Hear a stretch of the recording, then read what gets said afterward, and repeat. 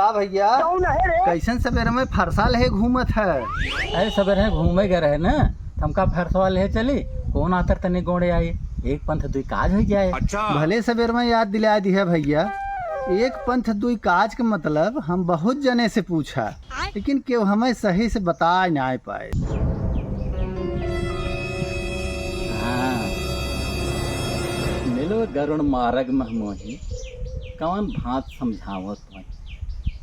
चलो तुम्हें ऐसे में एक अर्थ बता दे, तू जिंदगी बिछरबन है। बतावा भैया बतावा, वही तो हम सुने चाहत है। तो सुने ध्यान से। मुत्तन सिंह गए मूतन को, मुत्तन सिंह गए मूतन को, और मूतन निकल गए वो पादत, पादत पादत हक दिए एक पंथ थी।